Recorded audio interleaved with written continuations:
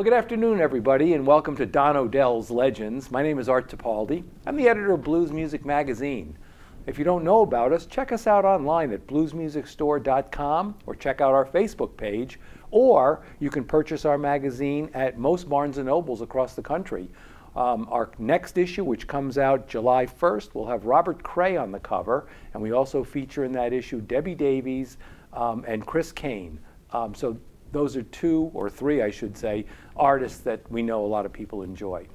Today we're very fortunate, as always, to bring out here from Boston another Boston musician, and that's Erin Harpe. Welcome to Don's, Erin. Thanks for having me. Good to see you, Art. Yeah, we see each other mainly in Memphis. You know, we live an hour and a half from each other, but it's Memphis. But you know, you're a five-time Boston. They label it BMA. I know, very confusing. And I was like, but you're a five-time Boston Blues Award nominee. You're a winner in that category. You've also competed down in Memphis a number of times. I think the first time I saw you down there was with your band in 2010. Erin Harpe and the Delta Swingers. And the Delta Swingers. Featuring Richard Rosenblatt on harmonica. Good old Richard. But you've also competed other years, right? That was not the only. No, I think I pretty much went every other year since we started the band in 2010. Okay. So we started the Delta Swingers in 2010, and then Rosie was like, we should go, let's do the Blues Challenge. Yeah, so we did the Blues Challenge, and we got to go in 2011, and then I've done it with the band three times. Oh, cool. Or three times, and then once as a duo with Rosie. Okay. And then once totally solo. Solo. I thought I remember you from solo duo too. Yeah. Yeah. And we so that's made it to the semifinals a bunch of times. Right. So that's 6 times competing down there in like 12 years. What's the advantage of going down there? What's the if you could tell other performers the experience, what are the positives of it? Well, it's just, first of all, it's a great time. So it's just, there's music everywhere, and so much great blues, and you meet people from all over the world, and lots of great blues fans, including DJs, and of course booking agents. We've met several festival booking agents that have put us on festivals. Right, Got to travel to Texas because of that. Oh, nice. And where else? Well, we've been out to Utah, all over the place. Right. Is there? How would you advise anybody who's thinking of that as a career path? Let me go to the IBC, but darn, I went and I didn't win. How would you counsel them on that? Well, I don't know the statistics, but I think there are a lot of very well-known bands that also didn't win. So don't have to worry about whether you won or not, because I don't even think. I mean, when you win, of course, there's a lot more exposure. I think I would still love to win. Yeah. But hopefully you could be, get enough people knowing who you are, just going down there. You'll make friends, potential bandmates, booking opportunities. Yeah. And so I wouldn't worry so much if you didn't win. Right. Then you can just enjoy the rest of the festival. Like if you don't get to the finals, we would. Okay, party time. Yeah. Is it a place where learning takes place as a musician?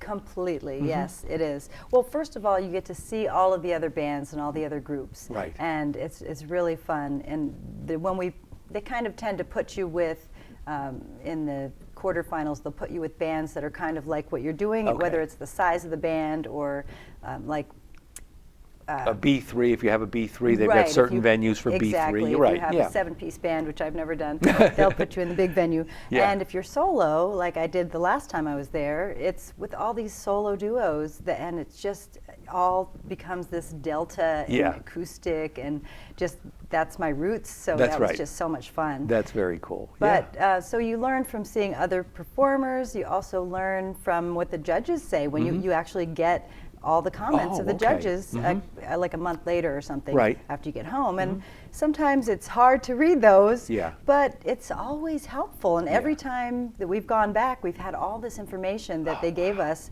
that we learned from, and we added it to our show, That's right. Yeah, sure. And if you're not paying attention to that, you're not going to move forward. Right, exactly. And the other thing I didn't know about you, but when I was reading your bio this past week, You've had music played on Shameless, one of my favorite TV series, and Anthony Bourdain. Yeah. No reservations. Yes. How does a little girl from Boston, how does that happen?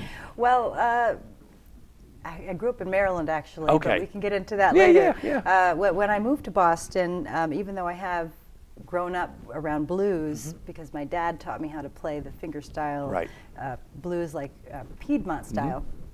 But when I came to Boston, I started an electric world boogie blues band. I mean, sorry, can they cut that out? Yeah, Donald cut it out. You started a... Yeah, when I moved to Boston, we started a world dance rock band called Love Whip. Okay. And that is the band which has gotten a lot of television placements. Right. And so... do you have representation that's out there selling your songs to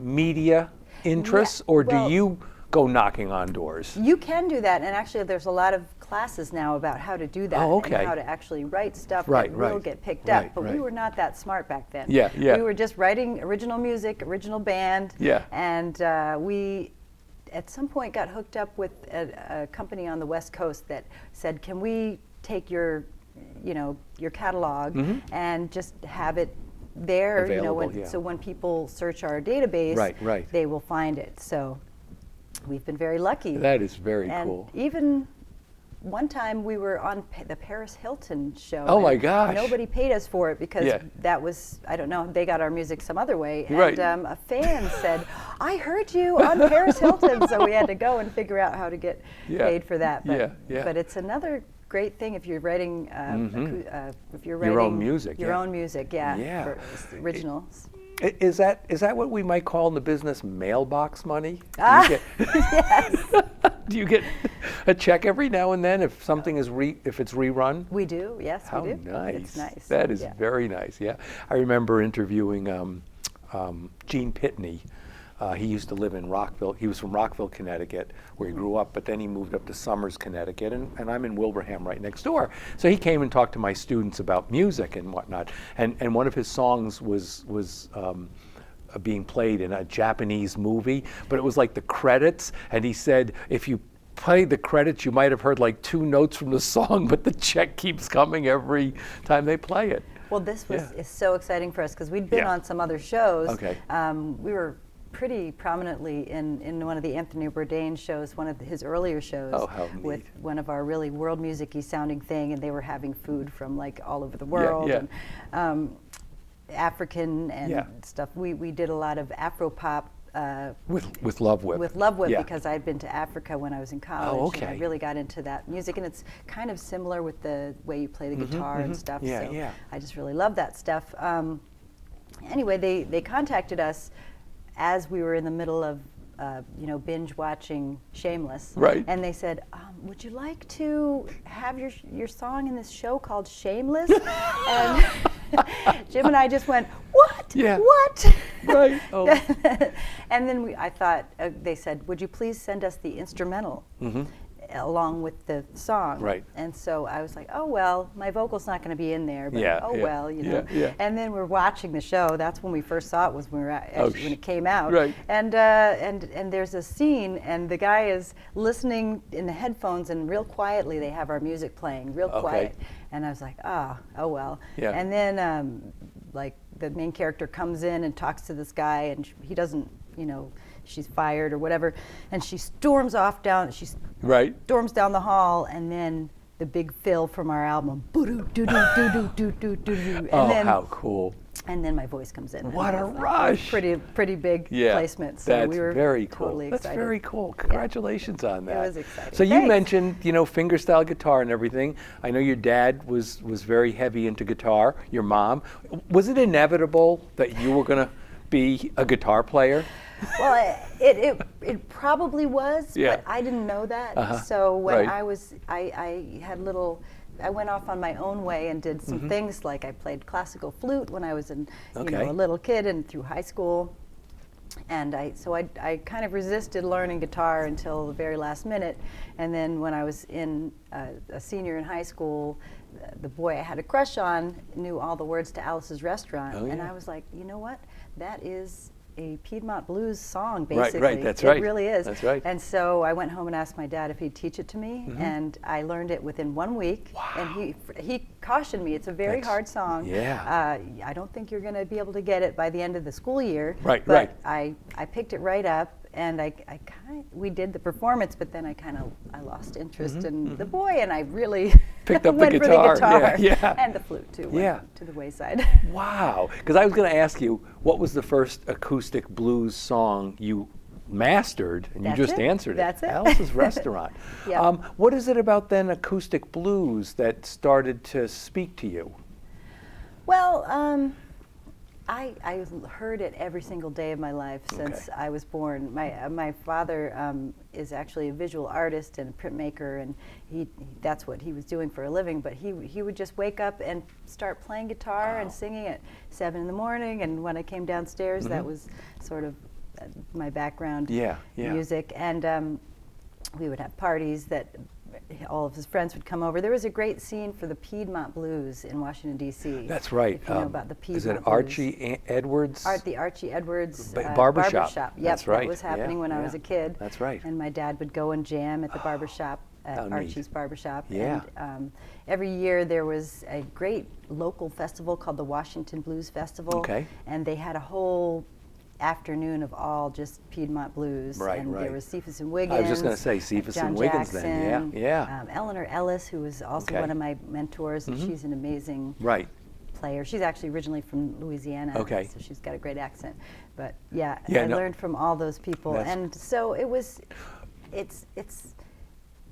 this music touches me more than anything. Yeah. It's because it feels like it's part of me. Right. So when you say you learned from them, the ones you just, and your dad, what was the learning journey like? You know, I always like to ask that question to musicians about, you know, did you learn off records? Did you learn sitting knee to knee with people? Yes. Yes, exactly. Yeah. I'm even though I learned to read music when I was doing the flute, I always learned by ear. Okay. So and by watching as well. So I had when I started learning, I was living at home, and my dad was my teacher basically. Right. So it was like he would teach me a song, and then hey Dad, I forgot how that goes. Oh yeah. You come in here, and he would just show me, and so that was a great entree into it. It was like then I learned how to kind of figure stuff out, and I learned all the techniques and stuff. Were you able to hear then if you were playing a record of old style blues or Cephas and Wiggins from your dad's instruction at home, homeschooling? Could you then pick out what they were doing and say, oh yeah, that's something Dad taught me? Well, I got to find that out because then I left for college. Okay. And then I moved to Boston. So then I didn't live home anymore. So yeah, I went and delved into listening to records, listening to just recordings, and I would spend every evening just listening and trying to figure stuff out. Yeah. Trying to figure stuff out. How do you do it as an acoustic guitar player? Mike Welch might be listening to the bass and the drums and the rhythm player, etc., the vocals. How do you break a song down? Well, with the Piedmont style blues that it's going to be an alternating bass line, so you play that with your thumb, and then there's going to be like an arpeggiated song. You're going to play the melody with your fingers. Okay. So it's this whole so the mechanics of it. It's like okay, they're doing an alternating bass line because sometimes there'll be like a pedaling bass line too, where you stay on one, but. So that's the first thing you figure out. Right. And then what I do now when I'm teaching people how to play is I say figure out what the melody is that the fingers are playing. Okay. And then sing it. Learn how to sing it first. Right. Because the thing is some of the way the rhythms go, and you have to fit them, they have to weave in and out of the bass part. So you have to figure out how to keep the bass line is always 1, 2, 3, 4. It's always on the beat. Right. And then you have to figure out whether some of the notes are in between the beat or are they on them. If you're playing together, it's called a pinch. Okay. John Cephas called, when you're not playing them together, but in between, he called that the Piedmont roll. Oh. So then you're you have to kind of just know what the different possibilities are, and then it's a lot easier to unlock that. Yeah. Somebody told me years ago, if you can sing it, you can play it. I agree. And I thought, that's pretty damn close. I mean, it might take your fingers a while to get there. But at least, because some people like to learn through just mechanical, like tell me what to do now, and then next and next and next and next. Right. And I feel like it's better to know what the rhythm is first. And if you're learning the melody that you're playing, it's very likely that it's similar to the vocal line too. So then you're going to have that too. That's right. Yeah. All right. So when Don, you might be one of the first acoustic artists we've had in here. Usually, Don goes for the band. And when he films, he's right up close on the guitar solo, and everybody's watching the left hand. But can you talk about the importance of the right hand in acoustic blues?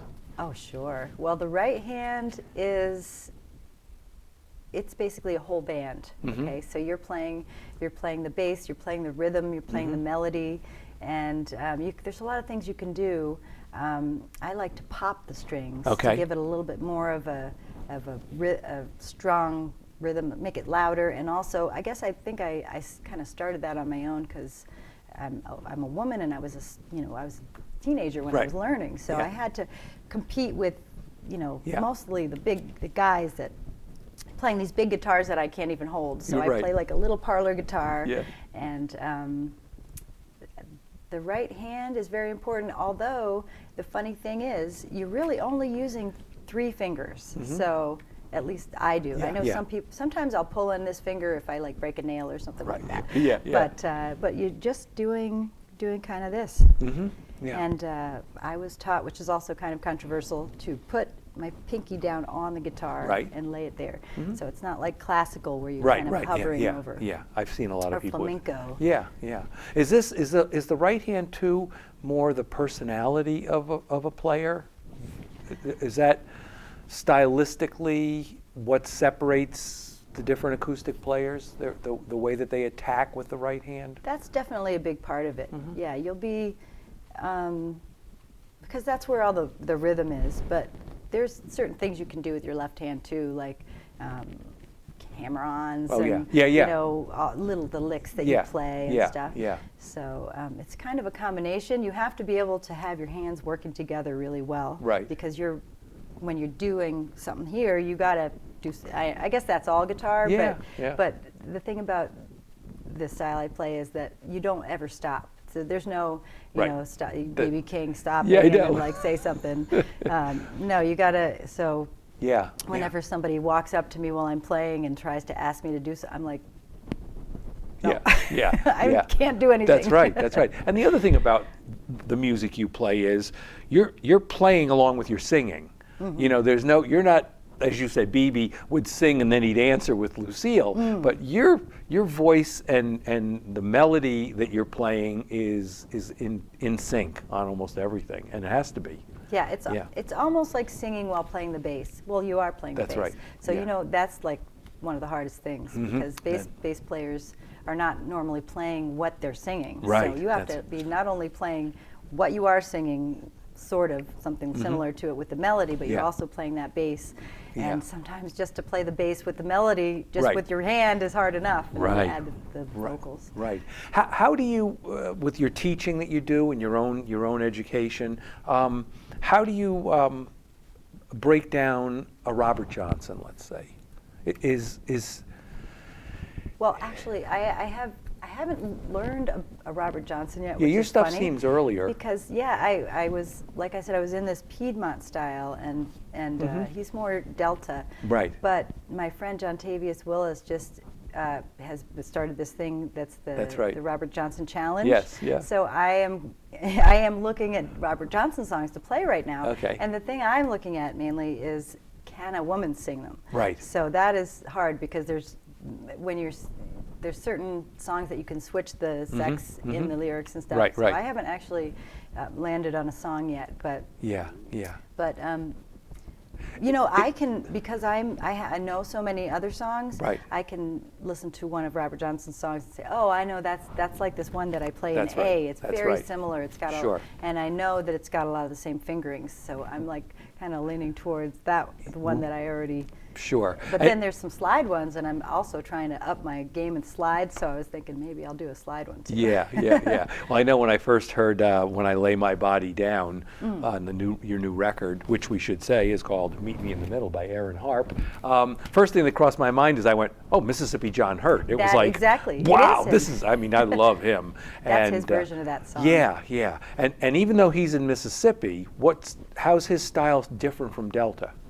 Well, he does that real Piedmont style, and the Piedmont is basically the southern eastern United States. So that's between the Mississippi and the Atlantic Ocean. Right. So even though he's from Mississippi, Yeah, he plays this. He's more influenced by this very melodic, sweet sounding music. It's very syncopated. Very syncopated. So but it sounds very simple. So I will go and to myself, oh, I'm going to teach a workshop. I will teach a Mississippi John Hurt song because I think it's easy. Yeah. And it's not easy. No. Because the syncopation is something you have to let that sink in. Yeah. Figure out how to do it has to that. become part of you. Yeah. I have you're different not thinking about it. exercises that I teach to get people's fingers to cooperate. Right. Yeah. It's all, as I've done study and whatnot, it's like that Piedmont style developed because of the corridor from the Northeast down to Florida, and you get that syncopation and the ragtime music. It's a ragtime influence, exactly. Yeah, exactly. Yes. Yeah. So Meet Me in the Middle, the CD before Meet Me in the Middle was, oh, I knew it. Was the Christmas Swing. Oh, that's right. Remember we did a Christmas album. Oh my gosh. Yeah. That's in my Christmas record section. It's not in my Erin Harpe section. Don't get it out this time of the year. The one before that was your Big Road. Big Road, that's right. So on that one, you covered a lot of male artists. Yes. Mississippi Fred McDowell, Mississippi John Hurt, and others. Willie Brown, you covered him on your first one a couple of times too. This latest one, Meet Me in the Middle, you've sort of covered women singers. Well, yes. Yeah. That is one of... Was that a conscious thing? It's not really conscious. It's I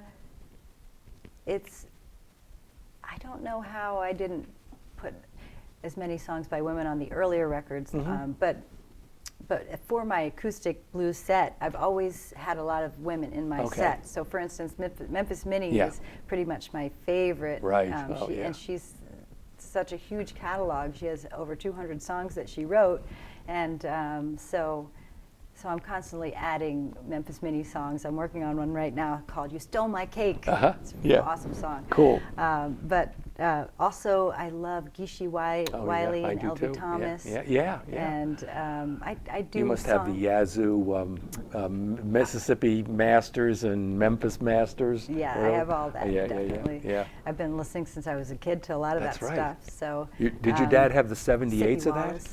Did he have the 78s? No. He had regular LPs, albums, which he didn't want to carry them around anymore, so I now have them. Lucky you. I know. Yeah. It's great. So you were including his album. Oh wow!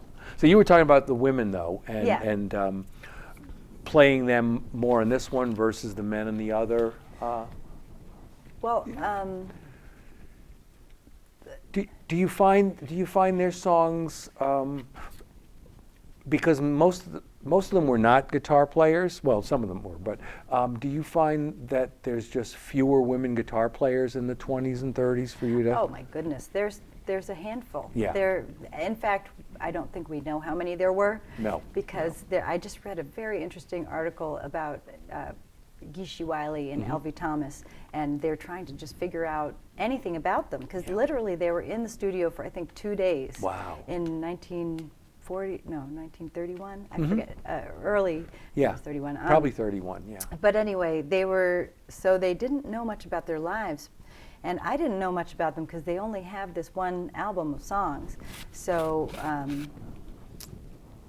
actually, Elvie Thomas was known almost like Memphis Minnie to be one of the most fantastic guitar players, men or women. So, you know, it just proved, I think early on, you think of women blues singers were like Bessie Smith and Ma Rainey were just fronting the band and had these awesome voices and travel all over with these huge bands.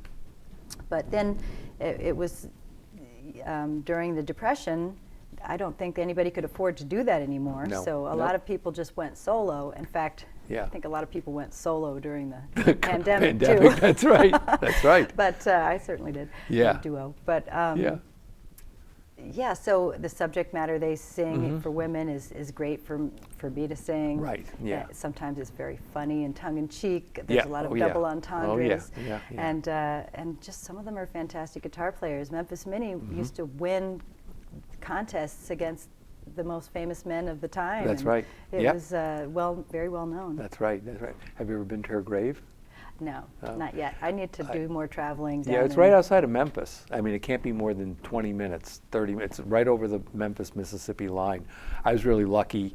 I was at King Biscuit in '96, and I was talking to one of my friends from Mississippi, and I was wondering about graves to go and see, and he said, oh, tomorrow, Sunday, they're having the dedication of Memphis Minnie's grave, her new headstone. And I was like, and I'm going right to Memphis to get on the plane to fly home, and there I am, you know, with her family and everything. Oh, wow! Yeah. Oh my gosh! And I will go now. Thanks. Oh yeah, because usually I was so busy in Memphis or I didn't have a car. Yeah, yeah. You know, now because it was right over the border, when I would fly down to King Biscuit, and I had to go right past there on Highway 61, it was just like 10 minutes off the road and pull off and then back on again. But yeah, that was very special to be at that. I'd rather go there than Graceland. Yeah. There was a little thing about Memphis Minnie at one of the museums, the Stax Museum. Oh, okay. Yeah. No, I'm greatly impressed by her tenacity. And others too of that era, because really when you think about the ladder, African American women were at the lowest rung of the ladder. Lots of things to write about. Yeah, and easy to be taken advantage of, unless you were Bessie Smith, who stood up to those things. Well, Memphis Minnie carried a knife in her boot, and she was not gonna fool with anybody. Let them fool with her. Yeah. And we've talked a lot about acoustic guitar. Is electric guitar part of your DNA?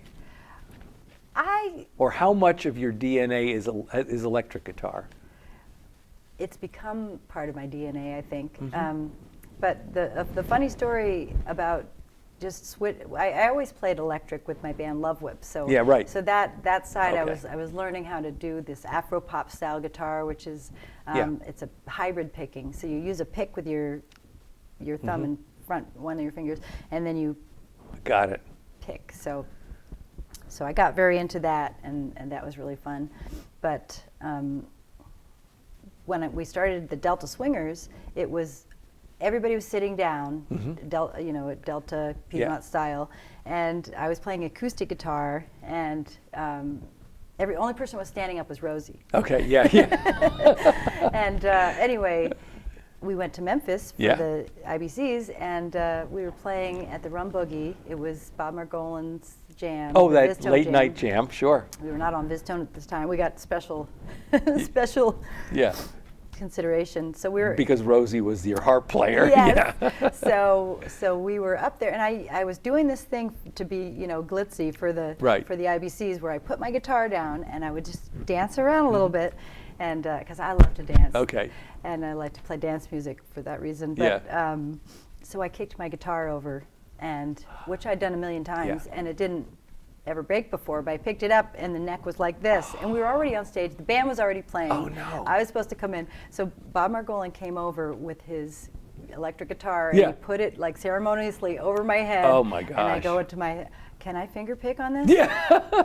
And it sounded great. Oh, yeah. And I never went back. I was like, you can finger pick on electric. Oh, isn't that? I mean, of course, a lot of people do, but the style I'm playing, I just didn't know. So, wow. Yeah, and I kind of never looked back. Like the Delta Swingers was my electric band ever since. That's very cool. Yeah, yeah. And lastly, on your new album, you've got a lot of originals. You have a lot of originals on the one before that too. I can't believe I forgot the name of it. The Christmas Swing? No, not Christmas Swing. Big Road. I wrote it down here. But you've got a lot of originals. What goes into the writing process of originals for you, in terms of trying to keep it consistent with the fingerstyle guitar? And it sounds like you're keeping it consistent with a certain time period. I'm kind of keeping it consistent with myself and my own. Okay. It's what I like. Mm-hmm. You know? Okay. Yeah. So I don't consciously try to write a certain kind of song. I just do what moves me. Yeah. So, but it's all. I usually do a lot of writing when I'm in a demoing process for an album. Okay. So it's like, okay, we got to come up with a number of songs, and I kind of do what I call the A&R myself. Oh, yeah. You know, I'll go and look and search for songs that I want to do, and then that will spur off ideas. And sometimes I'll say, well, I want a song like that, but I don't like the lyrics, and I would play it like this instead of like that. And then I did a song that was very Memphis Minnie inspired on this last album. Okay. And I had something different to say, so it became a different thing. Right. Do you start off with a guitar because you are so locked in with that style? Completely, yeah. A lot of times the guitar part will be first. Yeah. And or I'll just have something I've been playing around with that, and I'll either go through my notes looking for things that I've written. I write down little things. So, this could be a song. This could be a song all the time. And I'll go through that, and then sometimes on the title track of my latest "Meet Me in the Middle" was something I was playing, and it was like, oh, I'm going up, I'm going down, I'm going up. Oh yeah. So it gave me this idea of opposites. Yes. So it's just sort of about opposites, and it's also about, the way we are right now, where everybody just seems to be so polarized. Yeah. So Let's meet in the middle. Yes. Yeah. And it's done in such a nice, gentle way that I think anybody can associate with your opposites that you have. Yeah, I'm not pointing any fingers. Nope. I'm not trying to be controversial. Right. Because I feel like music is the thing that brings us together. Yeah. So I don't want to be, trying to tear people apart with what I write. That's right. That's just how I feel. Yeah, and I love the last song on your new CD. It's One Fine Day. Oh, that thanks. really, to me, well, where'd that come from? You want to talk about that? Well, that is from an old guitar song that I'd been playing around with that my dad played. The guitar part had been in an instrumental that I've been playing for many years. Right. And I wanted to do something with it that was not just an instrumental. So I'd been thinking about it for years, and then there was actually a lot of loss that happened in my life and in my family's life. We lost our doggy Edgar. He was our. If you look at the Love What Blues album, he's on the front. I saw the picture. Yeah. And then my mom lost my stepdad, and it was just a little bit of feeling about that. And then this line came up to me, one fine day we'll be together. Yeah. And then the pandemic happened, right. And it just had this whole nother meaning. Is that like sometime we'll be back together That's again, right. like just the person that you love. Yeah. And and to me, that's a song that rises above, it's Piedmont blues, and it rises above, it's Delta blues, and it rises above, it's early country. It sort of rises above any kind of genre that makes it unique, I think, where it can have that universal appeal. It's beautiful. Great song. Thanks. Well, thanks very much, Erin, for coming out here to Don Odells. Awesome. Once again, ladies and gentlemen, we've been here with Erin Harpe, who paradoxically enough, does not play the harp. But plays the kazoo. Someday, maybe. Plays a mean kazoo. Yes. And check out Erin check out her 3 albums, solo albums with the Delta Swingers, and also Big Road, and her current CD, Meet Me in the Middle. And if you are so inclined, check out Love Whip.